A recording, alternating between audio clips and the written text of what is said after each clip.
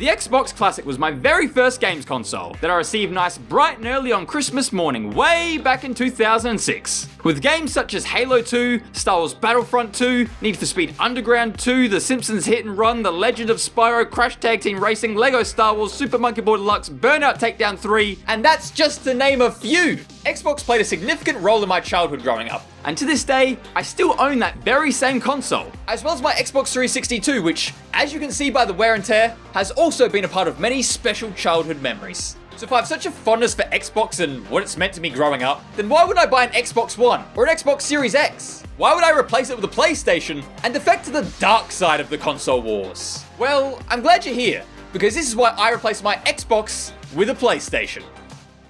To be clear, my transition over to PlayStation took place quite late in the current gen console lifecycle, purchasing my very first PlayStation back in late 2017, which I actually detailed in this 2018 vlog. And of course, as you do before you go out and spend $500 something on a brand new gaming console, I weighed up the pros and cons, and there were many points to consider. Now, some mattered more than others, like for example, graphics and performance. Now, if we're being totally honest, it doesn't really matter what console you have, because unless you have a Nintendo Switch, performance-wise, both the Xbox and the PlayStation are on par with each other. And look, if you really nitpick at the hardware specs, you might be able to find a slight difference in performance, but in the grand scheme of things, power-wise, they're the same.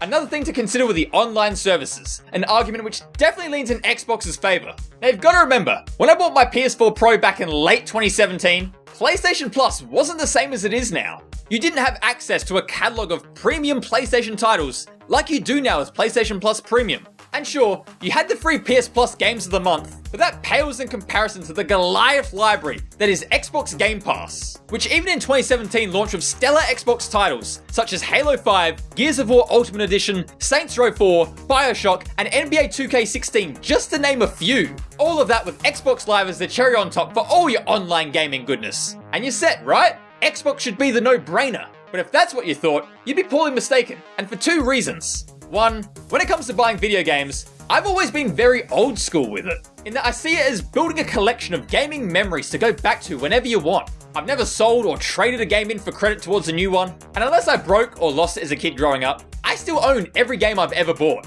And two, I've never been the gamer to play multiplayer games. Now don't get me wrong, I'm always down for the odd Call of Duty deathmatch or Halo 2 split screen whilst catching up with mates. But in my free time, I've just always opted for story-based experiences. And typically, unless they're the rare title like It Takes Two or A Way Out, 9 times out of 10, they're single player. So online access has never really been important to me. Now one factor I did consider pretty important was whether or not the console would be future-proofed. Now obviously, I wasn't expecting anything comparative to the PlayStation 5 or Xbox Series X. However, especially considering at the time, we were nearing the end of the current gen life cycle, I wanted a console with a bit of extra power to maintain its performance as games made the transition between console generations. As we're seeing now with games releasing simultaneously between both current and next gen consoles.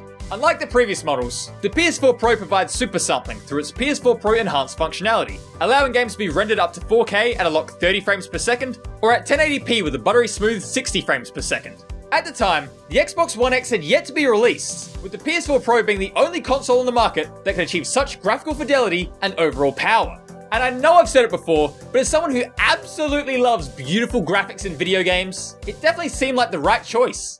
Finally, and arguably the most important factor in deciding what gaming system you decide to buy, whether that be an Xbox, a PlayStation, or even a Nintendo Switch, at the end of the day, no matter the features or online capabilities you've got, if we're really being honest, it all comes down to the games. Which during the Xbox One and PlayStation 4 console generation, I think that we can all undoubtedly agree that PlayStation far and away had the better gaming catalog. And don't get me wrong, Xbox has some great exclusive games on the platform, such as Halo Infinite, Quantum Break, Gears of War, As Dusk Falls, 12 Minutes, and Tell Me Why, all of which I really hope to be able to play one day. But personally, compared to the juggernaut that is PlayStation's library of exclusive titles, featuring many of my all-time favourite games such as Spider-Man PS4, The Last of Us Part 2, Death Stranding, Horizon Zero Dawn, Days Gone, Detroit Become Human, and that's just to name a few.